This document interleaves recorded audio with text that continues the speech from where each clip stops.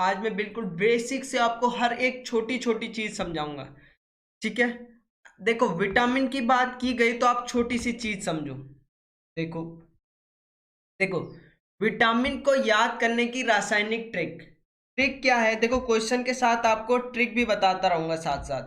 ठीक है, तो ट्रिक है आपके पास रथ एक ट्रॉफी। अगर आपसे कह दिया जाएगा कि विटामिन ए का रासायनिक नाम क्या होगा, तब आपका आंसर होगा कि विटामिन ए का रासायनिक नाम होता है रेटिनॉल। देखो रा से ए, था से बी, रथ एक, A B C D E और के। तो याद करने का तरीका बी से होता है थाइमीन, सी से होता है एस्कॉर्बिक अम्ल या एस्कॉर्बिक एसिड, डी से होता है कैल्सीफिरॉल, ई से होता है टोकोफिरॉल और के से होता है फिनोक्विनॉन। ठीक है, अब अगर आपसे रोग पूछ दे कि होने से विटामिन की कमी से होने वाले रोग, तो उसकी एक सिंपल सी ट्रिक है रवे सारे वर। विटामिन ए की कमी से होने वाला रोग जो है वो है रतौंधी, बा से बेरी बेरी, सा से स्कर्वी, रा से रिकेट्स, ब से बांझपन या नपुंसकता कहते हैं, और रा से रक्त का थक्का।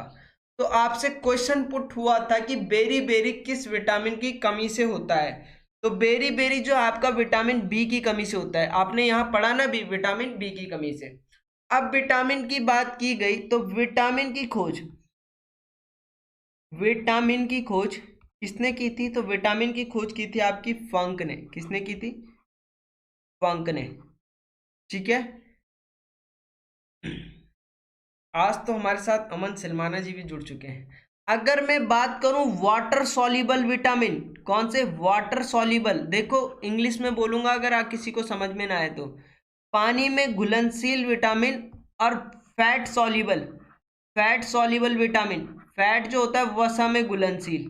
क्वेश्चन आता है कि इनमें से कौन सा विटामिन है जो वसा में घुलनशील नहीं है, तो हमेशा याद रखना कि आपने क्या किया, कीड़ा घोला। किसमें? फैट में। क्या घोला? कीड़ा। तो कीड़ा फैट में घुल गया तो विटामिन ए डी ई के, ये चार जो विटामिन है ये फैट सॉल्युबल विटामिन है, वसा में घुलनशील विटामिन है। बाकी जो बचेंगे बी और सी, ये क्या है? पानी में घुलनशील है।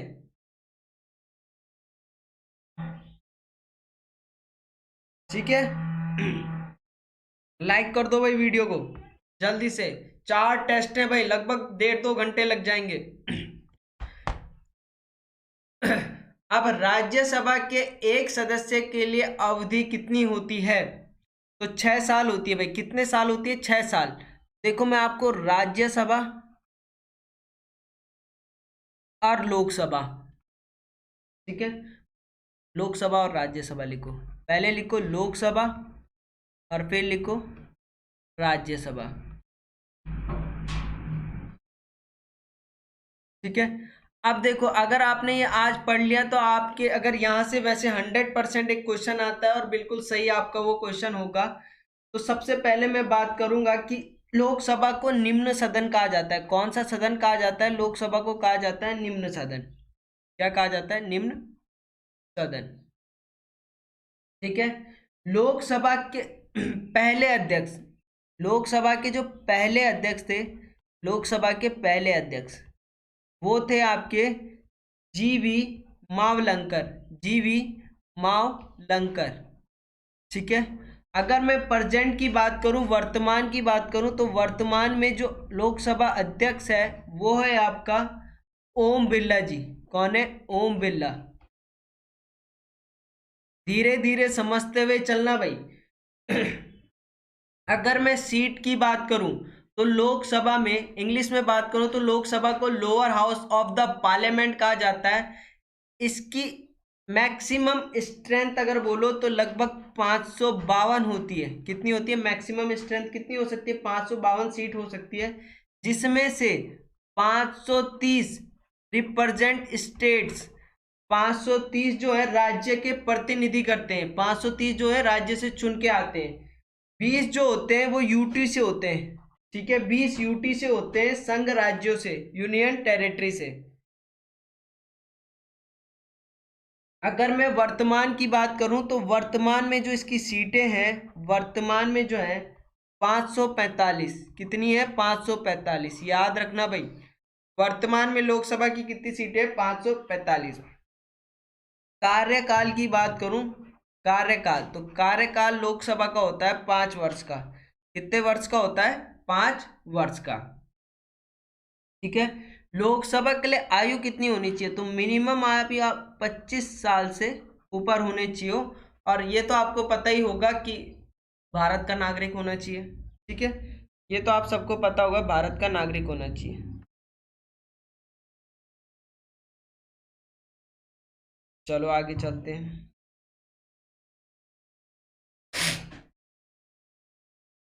बात कर लेते हैं राज्यसभा की। तो राज्यसभा को उच्च सदन कहा जाता है। क्या सदन कहा जाता है? उच्च सदन। राज्यसभा का सभापति जो होता है वो आपको पता है उपराष्ट्रपति होता है। ठीक है, तो पहले सभापति कौन? इसका सभापति कौन? डॉक्टर सर्वपल्ली राधाकृष्ण।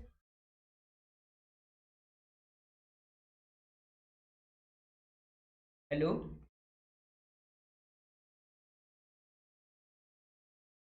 हाँ सर। अच्छा, कहाँ हो आप? अच्छा ठीक है, ठीक। हाँ हाँ, आप थोड़ी देर बाद नहीं आ सकते? नहीं, मैं तो अभी कुछ काम, घर पे नहीं हूँ ना। ठीक है, कल आ जाइएगा। लगभग 2 ढाई घंटे। ठीक है सर, ठीक। Okay sir. चलो, तो एक बार बार कॉल आ रहा था, एक ऑर्डर आना था उसके, उसमें। ठीक है, चलो आगे बात कर लेते हैं। राज्यसभा की बात कर रहे थे, तो पहले राज्यसभा के अध्यक्ष कौन थे? डॉक्टर सर्वपल्ली राधाकृष्ण, जो क्या थे? पहले उपराष्ट्रपति भी थे। पहले क्या थे? उपराष्ट्रपति। आप सबको पता होना चाहिए कि उपराष्ट्रपति जो होता है राज्यसभा का क्या होता है? सभापति होता है। ठीक है, प्रेजेंट में आपको पता है कौन है? वेंकैया नायडू है। वेंकैया नायडू जी है। वेंकैया नायडू। ठीक है, आगे बात कर लेते हैं इनके सीट की। तो यहाँ पे अधिकतम सीट्स होनी चाहिए इसमें 250 अधिकतम सीट हो सकती है। जो वर्तमान में प्रेजेंटली जो है, वर्तमान में कितनी है भाई? ये है 245। कितनी है? 245, जिसमें 12 सदस्य, 12 सदस्य राष्ट्रपति द्वारा मनोनीत किए जाते हैं। किसके द्वारा मनोनीत किए जाते हैं? राष्ट्रपति द्वारा मनोनीत किए जाते हैं। आयु की बात करूं तो न्यूनतम आयु, न्यूनतम आयु होनी चाहिए 30 वर्ष। न्यूनतम आयु कितनी होनी चाहिए? 30 वर्ष होनी चाहिए। ठीक है, और कार्यकाल, राज्यसभा का कार्यकाल होता है 6 वर्ष का। कितने का होता है? 6 वर्ष का। आज के बाद इसमें कोई डाउट नहीं रहेगा भाई आपको। देखो, सौर मंडल का सबसे बड़ा ग्रह आपको पता होना चाहिए बृहस्पति होता है। कौन सा होता है बड़ा ग्रह? बृहस्पति होता है।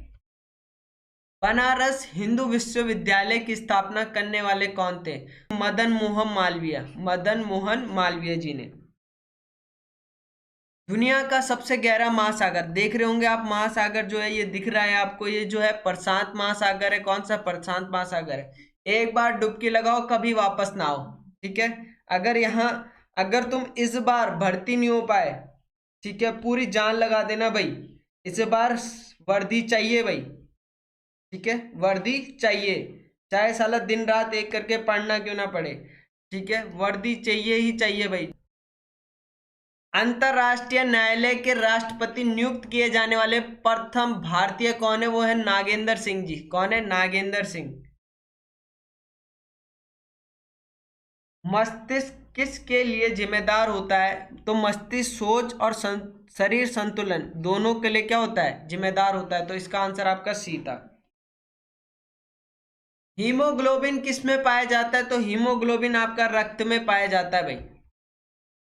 सुंदरवन डेल्टा, सुंदरवन डेल्टा कहाँ है आपका? ये है आपका पश्चिम बंगाल, वेस्ट बंगाल। गौतम बुद्ध कब पैदा हुए भाई? गौतम बुद्ध कब पैदा हुए? अब मैं आपको बता देता हूँ, गौतम बुद्ध जी हैं ये हमारे, जिनकी अच्छी सी तस्वीर मैंने यहाँ फ्रंट में लगाई है। तो गौतम बुद्ध जी का जो नाम है वो है आपका सिद्धार्थ गौतम बुद्ध। क्या है? सिद्धार्थ गौतम बुद्ध। ठीक है। इनका अगर जन्म की बात करेगा तो इनका जन्म हुआ था 563 ईसा पूर्व लुम्बिनी गांव में। ठीक है। और ये कहाँ हुआ था? ये हुआ था आपका नेपाल। कहाँ हुआ था? नेपाल। इनकी जो मृत्यु थी वो हुई 483 ईसा पूर्व कुशीनगर भारत में। और जो इनकी शादी हुई ना, जो इनका ब्याह हुआ वो हुआ राजकुमारी यशोधरा से। ठीक है। तो देखो क्वेश्चन क्या पूछा था कि गौतम बुद्ध का जन्म कब हुआ, वो कब पैदा हुए? तो 563 ईसा पूर्व, 563 ईसा पूर्व। ठीक है भाई, आगे चलते हैं। वंदे मातरम के रचयिता कौन है भाई? तो आप सबको पता होगा वंदे मातरम किसने लिखा है? बंकिम चंद्र चटर्जी ने लिखा है, बंकिम चंद्र चटर्जी।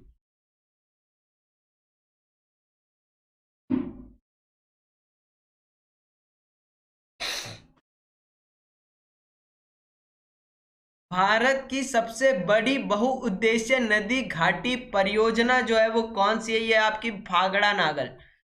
आप मुझे बताओगे कि भाखड़ा नागल बांध कहाँ है? आगे बात कर लेते हैं।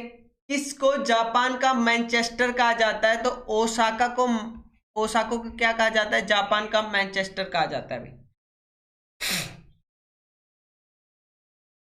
देखो कर्क रेखा किस से होकर नहीं गुजरती है? कौन सा ऐसा राज्य है जिससे कर्क रेखा होकर नहीं गुजरती है? तो ये बढ़िया सा मैंने आपके पास मैप बनाया है कर्क रेखा की ट्रिक। 8 राज्य। अगर क्वेश्चन पूछा जाता है कि कर्क रेखा कितने राज्यों से गुजरती है, तब आपका आंसर होगा 8। 8 राज्यों से कर्क रेखा गुजरती है। सबसे पहले यहां से स्टार्ट कर देते हैं। अगर आपको पेन नहीं दिख रहा तो हम पेन भी चेंज कर लेंगे। चलो, ये सबसे पहले यहाँ क्या है? गुजरात। ठीक है। दूसरा है आपके पास राजस्थान। तीसरा है मध्य प्रदेश। चौथा है आपके पास छत्तीसगढ़। पांचवा है झारखंड। छठा है आपके पास वेस्ट बंगाल। सातवां है आपके पास त्रिपुरा और आठवां है आपके पास मिजोरम। तो ये 8 राज्यों से कर्क रेखा गुजरती है। और यहाँ देखो कौन सा है? देखो उड़ीसा जो है, उड़ीसा से नहीं गुजरती भाई। उड़ीसा से नहीं गुजरती। मैं बार बार बोलता हूँ, एक बार क्वेश्चन ढंग से पढ़ लिया करो कि क्वेश्चन क्या रहा है। ठीक है। उसने बोला नहीं गुजरती है। ठीक है। कभी कभी क्या होता है, हम उत्तेजना में जल्दबाजी में क्या कर देते हैं, क्वेश्चन नहीं पढ़ते, हम ऐसे देखते हैं कि गुजरती है। आगे है अजंता चित्रकला किस विषय वस्तु किससे संबंधित है? तो ये देख रहे होंगे, ये अजंता की चित्रकला है भाई। ये चित्रकलाएं जो है बड़ी मुश्किल से जिन्होंने भी बनाई है, बड़ी मुश्किल से बनाई है भाई। तो ये जो किस धर्म से है? ये बौद्ध धर्म से रिलेटेड है। किस धर्म से? बुद्धिज्म या बौद्ध धर्म। देखो पारसेक किसकी इकाई है? तो पारसेक दूरी की इकाई है। ठीक है। किसकी इकाई है? दूरी की इकाई। देखो दूरी की 3 इकाई होती है। सबसे पहले होती है प्रकाश वर्ष। क्या होती है? प्रकाश वर्ष। दूसरी होती है खगोलिक इकाई। खगोलिक इकाई, इसे बोलते हो आप एस्ट्रोनॉमिकल यूनिट। ठीक है। Astronomical unit. एस्ट्रोनॉमिकल यूनिट होती क्या है? पृथ्वी और सूर्य के बीच की एवरेज डिस्टेंस निकालते हो आप एस्ट्रोनॉमिकल यूनिट से, खगोलिक इकाई से। अगर मैं आपसे बोलूं कि जाओ बेटा पृथ्वी और सूर्य के बीच की दूरी निकालो, तो आप पटरी लेके थोड़ा ना वहां बुड़बक चले जाओगे कि भाई पटरी, आपकी 10 पुश्तें निकल जाएंगी पर आप पटरी से वहां नाप नहीं पाओगे कि कितनी दूरी है भाई इनकी। तो इसके लिए क्या यूज किया जाता है? एस्ट्रोनॉमिकल, खगोलिक इकाई का, एस्ट्रोनॉमिकल यूनिट का यूज किया जाता है। अगर क्वेश्चन पूछेगा कि दूरी की सबसे बड़ी इकाई कौन सी है, दूरी की सबसे बड़ी इकाई, तो तब आपका आंसर होगा दूरी की सबसे बड़ी इकाई पारसेक है। कौन सी है? पारसेक। पारसेक। ठीक है। तो ऐसे नहीं करना है, पटरी लेके नहीं जाना है, ठीक है। चलो आगे बढ़ते हैं। निम्न में से कौन सा अंग्रेजी वर्णमाला एस की आकृति के समान है? अब देखो अंग्रेजी स्कूल में तो बुड़बक हम पढ़े नहीं, ठीक है, पर क्या करें, ठीक है, अक्सर छोड़ो, चलो इस आगे चलते हैं। तो जो एस आकार की आकृति होती है वो अटलांटिक महासागर, ठीक है। कई कई लोग क्या बोलते हैं, मतलब इंग्लिश में दिखाने के लिए, भाई हमें इंग्लिश आती है, अरे भैया इसमें अनियन कम है, अरे भाई डायरेक्ट बोल दे प्याज चढ़ू, ठीक है। अनियन क्या होता है, ठीक है। तो कहीं कहीं मैंने बहुत जगह देखा है लोग दिखावा करते हैं कि इंग्लिश, भाई हम हिंदी वाले हैं, ठीक है, हम प्योर हिंदी वाले हैं, ठीक है, हमारी भाषा है क्या है, हिंदी, ठीक है। ऑनियन नहीं, ठीक है, पटैटो नहीं, अल्लू अल्लू, ठीक है। तो हम हिंदी को लेके चलते हैं, आगे चलते हैं, ठीक है। कई लड़के तो नहीं होते हैं ऐसे, ज्यादातर लड़कियां होती हैं, ठीक है। हम तो गढ़वाली हैं भाई, हम तो आराम से जमीन में बैठ के पत्तल में खाना खाते हैं, ठीक है। जय हिंदुस्तान जय हिंदू, ठीक है। चलो, भारतीय सेना की सबसे छोटी इकाई को क्या कहा जाता है? तो सबसे छोटी इकाई को जो आपको कहा जाता है वो कहा जाता है सेक्शन, ठीक है। क्या कहा जाता है? सेक्शन। आगे बढ़ लेते हैं। मलेरिया बीमारी फैलती है, तो मलेरिया बीमारी आप सबको पता होगा मच्छर से फैलती है। भारतीय सेना की स्थापना कब हुई थी? तो चलो आपसे पूछ देता हूं, आप मुझे डेट, मंथ और ईयर तीनों लिख के बता दो कि भारतीय सेना की स्थापना कब हुई थी और इसके पहले वो कौन थे। देखते हैं। सबसे पहले अमन सिलमाना जी ने जवाब दिया 1895। आप मुझे बताओ कि डेट कब थी।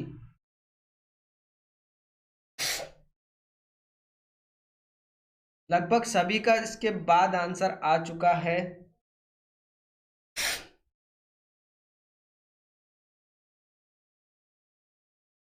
कमेंट में बताना कि कौन था। अब देखो, सोलर इक्लिप्स और लूनार इक्लिप्स को समझते हैं, जिसे आप बोलते थे सूर्य ग्रहण, ठीक है, सूर्य ग्रहण, ठीक है। देखो, जब सूर्य और पृथ्वी के बीच में क्या आ जाता है? चांद आ जाता है, ठीक है। क्या आ जाता है? चांद आ जाता है। अब सूर्य चमकते हुए हो तुम, और ये अर्थ है तुम्हारी हरी भरी फैमिली, जैसे तुम्हारे मम्मी पापा, ठीक है। अब इसके बीच बीच में कोई क्या आ गया? चंद्रमा आ गया। चंद्रमा मतलब कोई लड़की आ गई, ठीक है। क्या आ गया? चंद्रमा। चंद्रमा जैसी लड़की आ गई, ठीक है। तो क्या हो जाता है? सूर्य ग्रहण लग जाता है, कलेश हो जाता है। क्या हो जाता है? कलेश हो जाता है, ठीक है, कलेश हो जाता है, ठीक है। तो सूर्य ग्रहण कब लगता है? जब तुम्हारे और तुम्हारे परिवार के बीच में क्या आ जाए? लड़की आ जाए, ठीक है। जब सन और अर्थ के बीच में क्या आ जाए? मून आ जाए, तो सूर्य ग्रहण लगता है। अब देखो, ये सूर्य ग्रहण की बात की गई, तो सूर्य ग्रहण क्या? चंद्रमा और सूर्य, चंद्रमा, सूर्य और पृथ्वी के बीच, जब तुम्हारी गर्लफ्रेंड तुम्हारे और तुम्हारे परिवार के बीच आ जाती है तो क्या होगा? सूर्य ग्रहण, ग्रहण ही तो लगेगा, ठीक है। लूनार इक्लिप्स की बात कर देते हैं। लूनार इक्लिप्स, जिसे आप बोल देते हो चंद्र ग्रहण, ठीक है। टिटनेस शरीर में कौन सा अंग प्रभावित करता है? तो ये तंत्रिका तंत्र को प्रभावित करता है। किसे करता है? तंत्रिका तंत्र को। स्वस्थ मनुष्य के शरीर में रक्त का औसतन कितना होता है भाई? रक्त कितना होता है? तो ये होता है लगभग 5 से 6 लीटर, 5 से 6 लीटर। मानव शरीर की सबसे छोटी ग्रंथि कौन सी है? तो मानव शरीर की सबसे छोटी ग्लैंड जो है पिट्यूटरी ग्लैंड है। कौन सी है? Pituitary gland. इंसुलिन की खोज किसने की थी? तो इंसुलिन की खोज की थी बेंटिंग एवं वेस्ट ने, ठीक है। रॉबर्ट हुक ने किसकी खोज की थी? तो रॉबर्ट हुक ने कोशिका की खोज की थी। किसकी खोज की? किसकी खोज की थी? कोशिका की। आप मुझे बताओगे मैकुलन ने किस चीज की खोज की थी? वस्तु का प्रतिबिंब आंखों में किस स्थान पर बनता है? तो वस्तु का प्रतिबिंब कहाँ बनता है? रेटिना पर बनता है। कहाँ बनता है? रेटिना पर बनता है भाई। सोयाबीन में सर्वाधिक प्रोटीन कितने प्रतिशत पाया जाता है भाई? सोयाबीन में, तो सोयाबीन में लगभग 42%, कितना? 42% प्रोटीन पाया जाता है, 42%।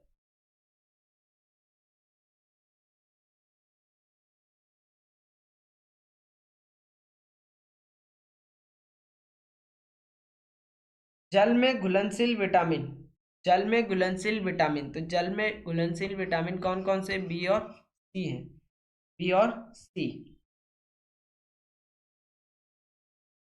वनस्पति विज्ञान के जनक किसे कहा जाता है भाई? वनस्पति विज्ञान का जो जनक है उसे थियोरोफेटस को कहा जाता है, थियोरोफेटस।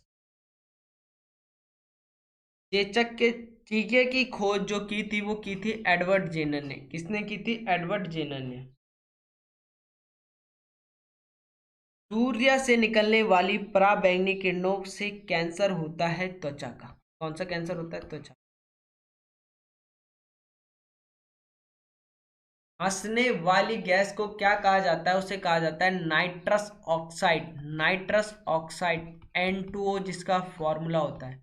एक और होता है आपके पास D2O, इसे कहा जाता है भारी जल, ड्यूटेरियम ऑक्साइड, भारी जल। इंग्लिश में बात करो इसे।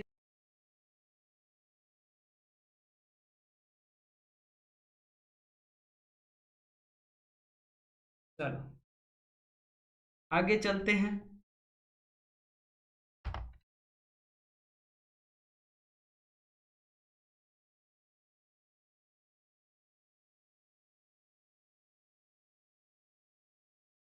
देखो लाइट भाग चुकी है। आधुनिक आवर्त सारणी, आधुनिक आवर्त सारणी के नियम किसके द्वारा प्रतिपादित किया गया? तो आधुनिक आवर्त सारणी जो है मॉसले द्वारा दी गई।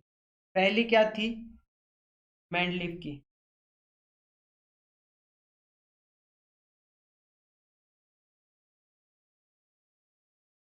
देखो विद्युत धारा को किसके द्वारा मापा जाता है? तो विद्युत धारा को किसके द्वारा मापा जाता है? अमीटर के। ठीक है, अमीटर के द्वारा मापा जाता है। विद्युत धारा का मात्रक क्या है? ये आप मुझे कमेंट में बताओगे। आगे बात कर लेते हैं प्रकाश वर्ष। प्रकाश वर्ष किसका मात्रक है? तो प्रकाश वर्ष दूरी का मात्रक है। सोडियम क्लोराइड किसका रासायनिक सूत्र है? सोडियम क्लोराइड साधारण नमक का, साधारण नमक का, जिसका फॉर्मूला क्या होता है? NaCl। अब देखो मैथ्स आ गई, कॉपी निकाल दो। ये कह रहा है कि दो संख्याओं का योग x प्लस वाई, दो संख्याओं का योग 275 है, और उन संख्याओं का अंतर तो x माइनस वाई कितना? 25 है, ज्ञात करो। तो आप क्या करोगे? y से y कैंसिल, x और x, 2x इक्वल टू 7 और 5 12 कैरी 1 2 2 4 x बराबर क्या आ जाएगा? 26 आ जाएगा। x की वैल्यू 26 आ गई।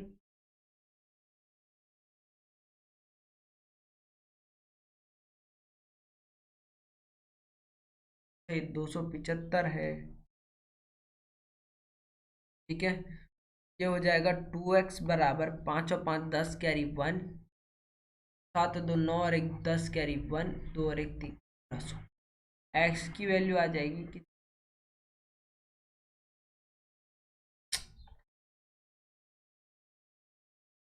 ये आ जाएगी 300। x की वैल्यू आ जाएगी आपके पास 150। x की वैल्यू 150 आ गई, ऑप्शन एक ही दिख रहा है तो आंख बंद करके। ठीक है, 150। अगर x की वैल्यू आ गई तो y की कैसे निकालोगे मैं आपको बता देता हूँ। x plus y equal to आपके पास है 275। x की जगह x पुट कर दो। x कितना निकाला आपने? 150 निकाला, प्लस वाई इक्वल टू 275। ये वैल्यू यहाँ जाएगी तो माइनस हो जाएगा, तो y इक्वल टू आ जाएगा 275 माइनस 150। ये माइनस कर रहे होंगे तो 5 7 में से 5 गया 2, 2 में से 2 एक गया 1। ऑप्शन यही आएगा। आगे बात कर लेते हैं। क्वेश्चन कह रहा है 15,000 रुपये का, कितने का? 15,000 रुपये का 2% ब्याज की दर से एक वर्ष का साधारण ब्याज क्या होगा? आप सबको पता है। साधारण ब्याज बराबर होता है मूलधन गुणा दर गुणा समय बटे कितना 100। मूलधन कितना है? मूलधन है 15,000। प्रतिशत कितना है 2। समय है 1 वर्ष अपॉन 100। 1 2 1 2 15 दूनी 30 दूनी 30। 1 0 बढ़ा दो 300। 300 रुपये क्या होगा? साधारण ब्याज होगा।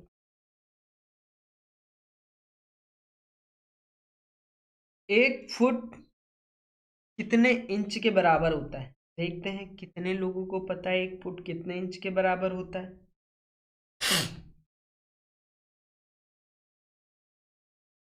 बिल्कुल सही, रजनीश का सबसे पहले जवाब आया है 12 इंच के बराबर। ठीक है, 12 का 16 का डोला। आगे चलते हैं। आगे है आपके पास 0.00306। देखो 361 जो होता है वो पहले 19 का स्क्वायर होता है। 361 किसका होता है? 19 का। तो चलो देख लेते हैं। या तो आप ऐसे कर सकते हो 2 2 4 6 1 0 1 1 1 9 1 2 3 1 2 3 3 संख्या के आगे पॉइंट लगा। एक तो सिंपल सा तरीका ये है। एक क्या है? सिंपल सा तरीका ये है। ठीक है। दूसरा तरीका क्या है? इसे लिख दो 361 1 2 3 4 5 6। नीचे लिख दो 60 1 2 3 4 5 इक्वल टू ये हो जाएगा वर्गमूल निकालना। ये हो जाएगा 19 का। कितने का होता है? 19 का होता है। ये कितने का होता है? ये होता है आपका 1000 का। 1000 का रूट होता है 1 2 3। 3 बार दशमलव आगे 1 2 1 0 और लगाना पड़ेगा 0.191। 0.0191। ठीक है, यहाँ तक कहानी। एक चतुर्भुज के एक चतुर्भुज के अंतःकोणों का योग कितना होता है?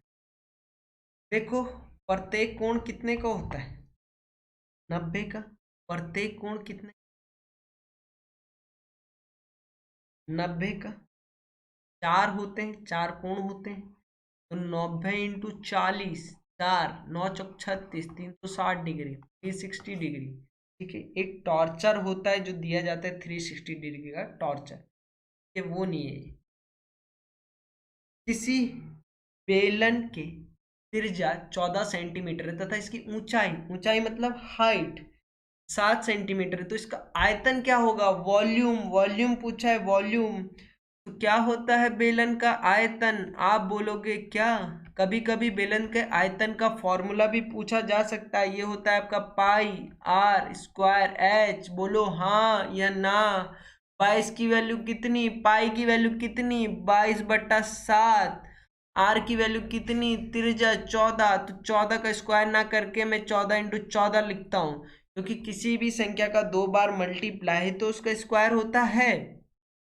आयतन कितना? 7 होता है। काट दो भाई, 7 से 7 गया। मल्टीप्लाई कर दो 21 22 × 21 14 का स्क्वायर करोगे तो कितना होता है ये? ठीक है। ये इसको मल्टीप्लाई करोगे 14 × 14। 14 का स्क्वायर देखो 4 चौको 16। एक ही कम एक 4 और 1 4 4 4 8।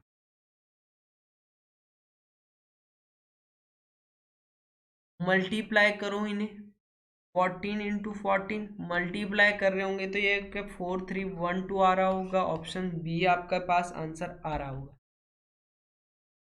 क्वेश्चन कह रहा है कि एक वस्तु का मूल्य 40 रुपए से 60 रुपए होने पर कितने % की वृद्धि हुई? तो आप देख रहे होंगे कितना रुपया का वृद्धि? 20 रुपया का वृद्धि। किस पर होता है? जो पहले प्राइज मनी होता है 40 पर। परसेंटेज में बदलने के लिए कितना? इंटू 100। 20 दूनी 40 2 50 बार। ये आ गया आपके पास 50%। कितना आ गया? 50%। विक्रय मूल्य ज्ञात करें यदि क्रय मूल्य 700 रुपये और लाभ 40%। क्या हो? 40%।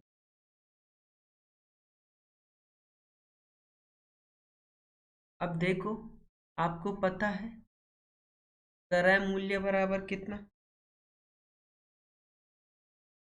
क्रय मूल्य बराबर विक्रय मूल्य 100 प्लस लाभ बटे कितना? 100। यदि विक्रय मूल्य कितना है? 700 रुपये।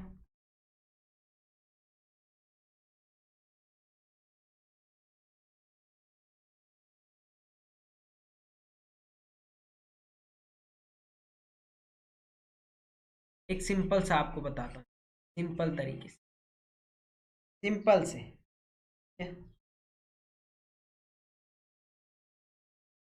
कभी भी आपको profit percent formula change, profit percent बराबर प्रॉफिट अपॉन कॉस्ट प्राइस क्रय मूल्य, ये होता है लाभ इंटू 100।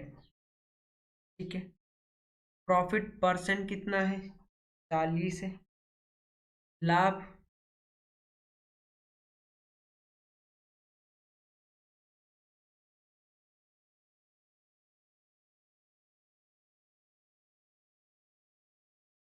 ये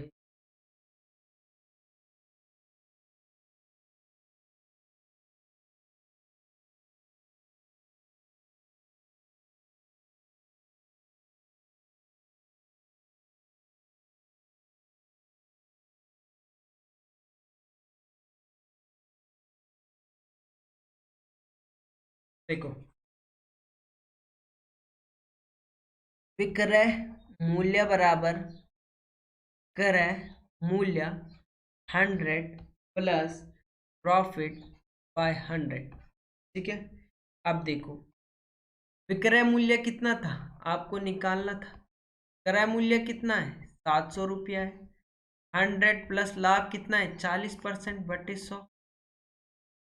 700 इंटू 1040, ओ 140, जीरो से जीरो, जीरो से जीरो, 7 चौको 28, कैरी 2, 7 एकम 7, 2 9, 980 क्या होगा उसका विक्रय मूल्य? 980 क्या होगा उसका विक्रय मूल्य होगा।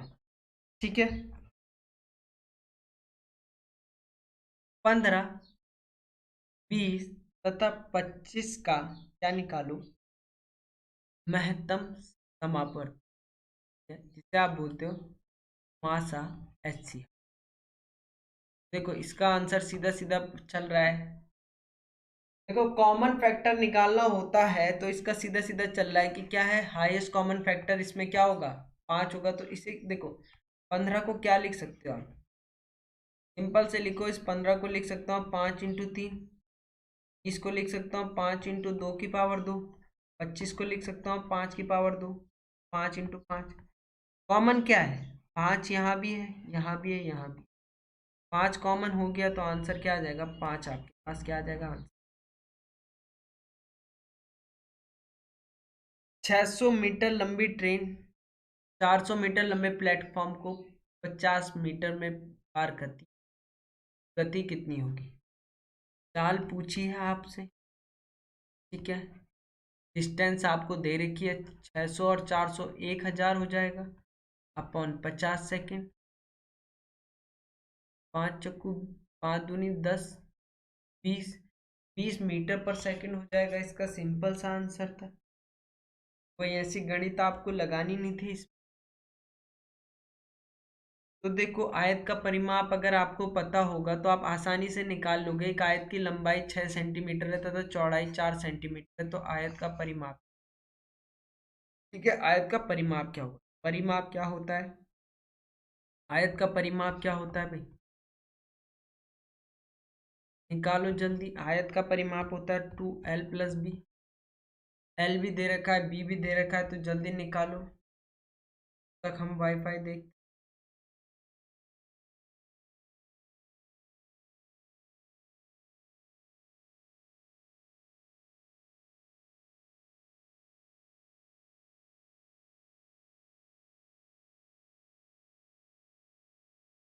आ जाते हैं हम भी। ठीक है,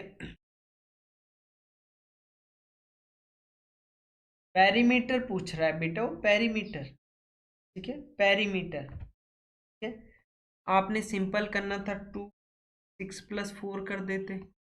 6 4 आप सबको पता होगा, इतनी गणित तो आती होगी, 10 होता है। 2 × 10 कितना होता है, 20 मीटर होता है, इतनी गणित भी आती होगी, 20 मीटर। ठीक है, आगे कह रहा है राम और श्याम एक काम को 40 दिन में करते। राम और श्याम कितने दिन में करें, 40 दिन। श्याम अकेला उसे 60 दिन में कर रहा है। तो मेरे को बताइए कि राम प्लस श्याम कितने दिन में कर रहा है, 40 दिन में कर रहा है। और जो है अकेला कौन, श्याम कितने दिन में कर रहा है, 60 दिन में कर रहा है।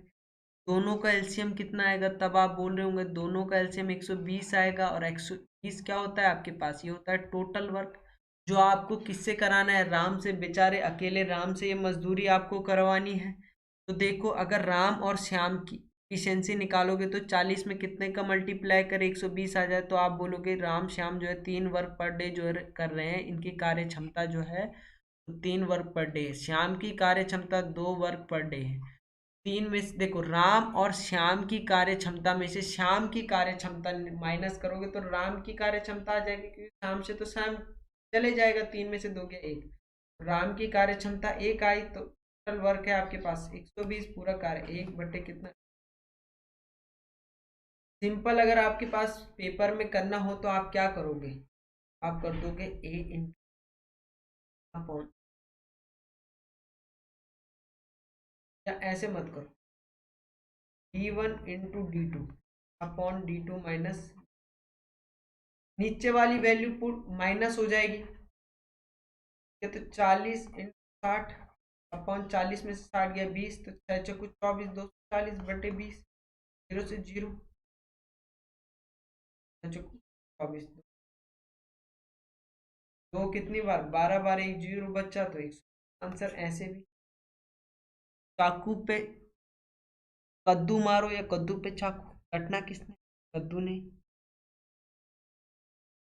3 के 5 गुणजों का औसत क्या होगा, देखो 3 के 5 गुणज मतलब 3 के 5 मल्टीपल, 3 का पहला मल्टीपल 3। ठीक है, और 3 का 5वां मल्टीपल ले लो डायरेक्ट, मैंने आपको सिखा रखा है, 5×3 = 15। 3 का मल्टीपल पहला संख्या प्लस अंतिम संख्या बाई 2, ये हो जाएगा आपके पास कितना 18। 3/2 कितना 9, आपका क्या आंसर।